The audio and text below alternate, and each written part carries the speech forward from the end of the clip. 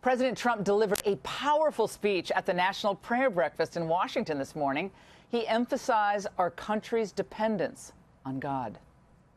In the courage of our fellow citizens, we see the power of God's love at work in our souls and the power of God's will to answer all of our prayers. When Americans are able to live by their convictions, to speak openly of their faith, and to teach their children what is right, our families thrive, our communities flourish, and our nation can achieve anything at all. To the surprise of many, the president, a man not known for his faith before the election, has become the most powerful religious voice in the public arena. To react, we're joined from North Carolina by evangelical leader Franklin Graham. It's so great to see you, Franklin. I thought the president today was, I thought it was mesmerizing. And I mean, Donald Trump is the guy who's holding the torch for God and Christianity and Judeo-Christian culture. It's stunning. It is stunning. And I don't, in my lifetime, we've never had a president like this. And he's not afraid to speak out about his faith. But this was the 66th prayer breakfast. And it started, my father encouraged going back to President Eisenhower, and others worked on this at the very beginning. And every president since Eisenhower has come to this breakfast. And it is a bipartisan breakfast put on by Republicans and Democrats. And they work together. And these are men and women of faith who come together in a bipartisan way to put on this breakfast. And it shows you that Washington can function. And we need, Lord, more Christians in Washington. We need more. Could you imagine if the majority of the House and Senate were God-fearing men and women, that they could argue their points, but at the end of the day, they would come together and work for the good of the all-American people.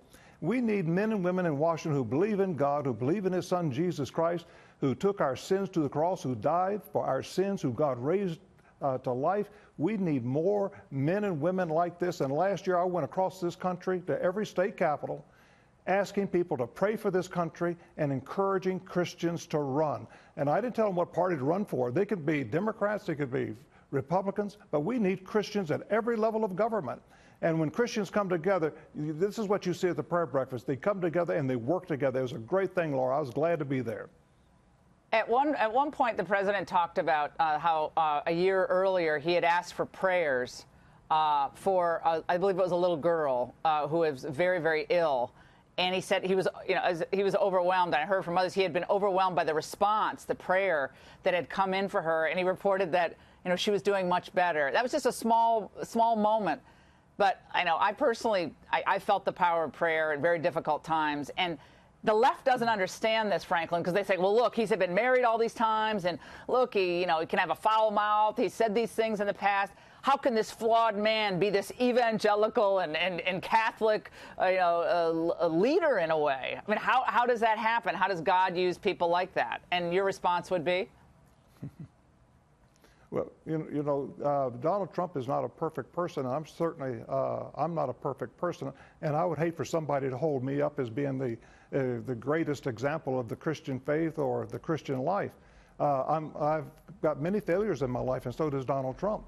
But that doesn't stop me from believing in God and believing in His Son, Jesus Christ. And Donald Trump believes in God. And he believes in God's Son, Jesus Christ.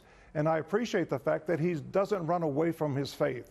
And he's willing to stand up in front of the whole world and let the world know where he stands. And he appreciates people praying for him. Yeah.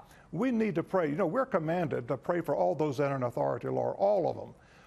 When Donald Trump won the presidency, he became my president and your president, and we need, God orders us to pray for him. Franklin Graham, it's so great to see you. Thank you so much for joining us.